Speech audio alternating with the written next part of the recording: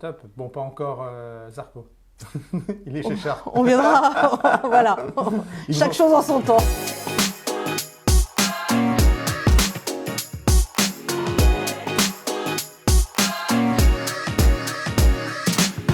Salut les riders, j'espère que vous avez la pêche. Aujourd'hui, j'accueille dans le petit studio XTM Moto Agnès, Voilà. qui est notre représentante de la marque AJC. Et elle vient de nous présenter un nouveau modèle. Mais je pense qu'avant, on pourra peut-être faire un petit focus sur la marque AJC. C'est une marque mondialement connue. Tout à fait. Je crois que vous êtes numéro 1. Numéro 1, c'est une société qui existe depuis 1971. Donc, ils connaissent un petit peu le marché, ils sont innovants, ils cherchent toujours à montrer des casques de pointe. Et en l'occurrence, ils sont relativement présents sur le MotoGP, Oui. Moto 2, Moto 3. Donc, ils aiment beaucoup... ils sont friands justement de se montrer par rapport à ce sport mécanique. Donc, voilà. Il y a des pilotes célèbres qui ont porté des casques AJC. Tout à fait. Des casques Et qui AJC. portent encore des casques AJC. Donc, on a eu en l'occurrence Ben Spies qui nous a lancé la marque avec le RFA10. Oui. Nous avons eu Jorge Lorenzo, aujourd'hui nous avons Iannone et nous venons de signer notre ami Cal Crutchlow. Ah, Voilà, sur la Honda. Donc on est très très contents. bon, c'est top. Bon, pas encore Zarco. Il est chez Char. On viendra, voilà. Chaque chose en son temps. Ils vous ont piqué Jorge Lorenzo, puis leur piquer Zarco à un moment Voilà, donné. voilà. Bon, alors, nouveau casque que tu nous as ramené. Voilà, le I70, qui lui est de la famille des polycarbonates, D'accord. donc c'est un- dérivé d'un plastique. Exactement. Voilà, pour les gens qui ne connaissent peut-être pas forcément. Donc c'est un casque tout nouveau qui remplace, donc je ne sais pas si certaines personnes l'ont connu, le IS17, qui était aussi un polycarbonate. Ouais, je vous l'ai mis de côté, comme ça, on va pouvoir faire un petit comparo entre les deux et bien voir les différences, les évolutions entre ces deux modèles. Voilà, donc comme vous pouvez le constater au premier abord, il a fait complètement peau, enfin c'est vraiment un nouveau casque. Donc il a fait, Oui, la calotte a changé. la calotte a complètement changé, tout en conservant en revanche un rapport qualité-prix identique, donc très intéressant. À savoir qu'en uni, il sort à 199 € et en déco, il sortira à 249,90 €. Oui, donc on est sur un casque moyenne gamme. Moyenne gamme, à un polycarbonate à un prix très bien placé. Hein. Donc sa particularité par rapport au IS17, donc si on regarde déjà, on va commencer par l'écran solaire. Donc il est livré avec un écran solaire. Donc anciennement le IS17 avait son écran solaire Au-dessus. qui était au-dessus.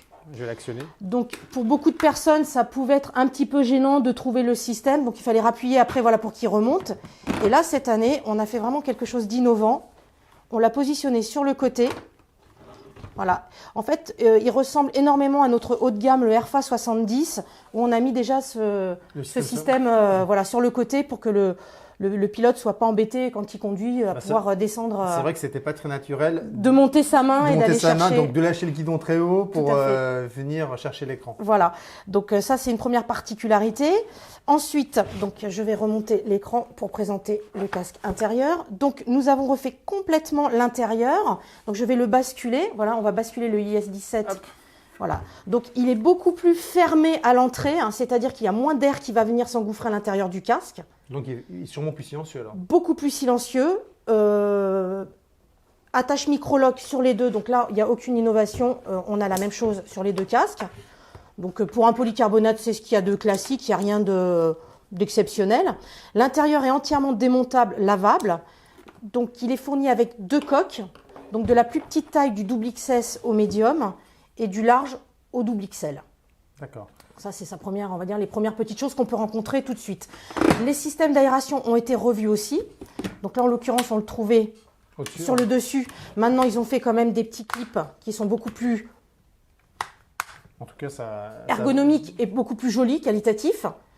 On l'a fait à l'arrière aussi. Donc là, il se présentait je tourne. de cette façon. Voilà, maintenant, c'est rentré dans la coque. Enfin, ça a été intégré au niveau de la calotte. Donc c'est beaucoup plus joli. Globalement, on voit quand même que l'aérodynamisme de ce casque est meilleur parce qu'il y a moins d'éléments qui dépassent du casque. Exactement. Et surtout, il fait plus petit. Celui-ci était trop rond. Donc c'est ce que les gens pouvaient rencontrer comme problème ou se plaindre. Et là, en l'occurrence, voilà, ils ont fait un casque beaucoup plus ergonomique, beaucoup plus approprié à tout type de machine. C'est vrai que la ventilation, alors, tiens, retourne-le, parce que on voit bien. Voilà. La ventilation nasale, elle est quand même beaucoup plus importante sur le nouveau modèle, donc sur l'IS 70. Voilà, sur le i70 par rapport au IS 17. Ouais, donc au niveau de l'ouverture de la visière, ça n'a pas changé. C'est toujours la même chose. Donc cranté. Verrouillage toujours au bout. Toujours, voilà, il se verrouille tout seul quand vous le basculez complètement. Bon, ça, c'était bien déjà à l'époque sur l'IS 17, le verrouillage était très efficace. Exactement, donc on l'a maintenu voilà, sur le i70.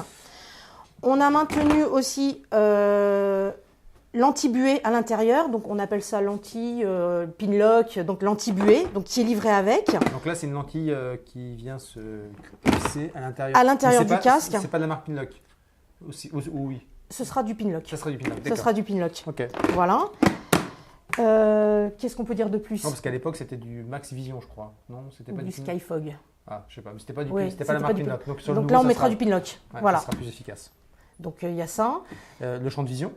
Beaucoup plus important. Parce que là, on le voit tout de suite. Hein. Voilà, exactement. Il est beaucoup plus ouvert par rapport à son prédécesseur. Au niveau de la hauteur. Exactement. Et sur les côtés aussi, on gagne un peu. Voilà. Et maintenant, on a un passage qui est prévu. Donc, il y a un grand dégagement au niveau des oreilles que nous n'avions pas dans le IS 17.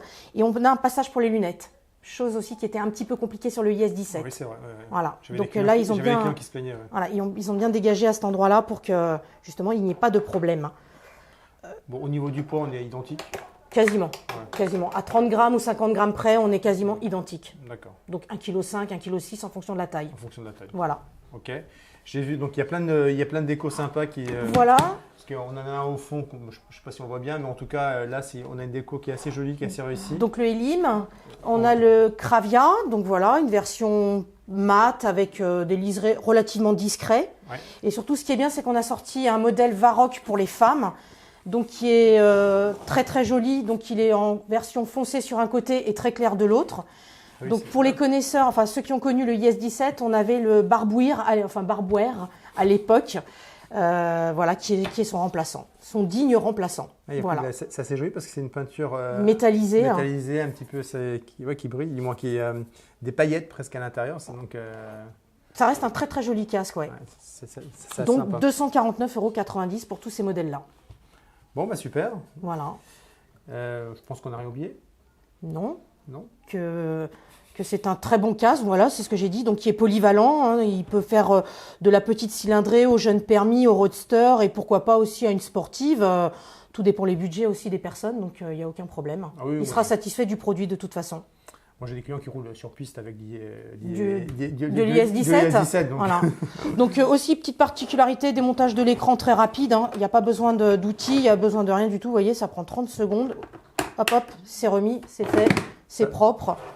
Donc c'est livré avec une housse, donc avec son pinlock, donc son anti-buée, dans une très jolie boîte cette année qui n'est plus comme avant, donc qui est dans une jolie boîte grise avec sa photo et tout. Donc c'est vraiment très, c'est vrai que c'est joli.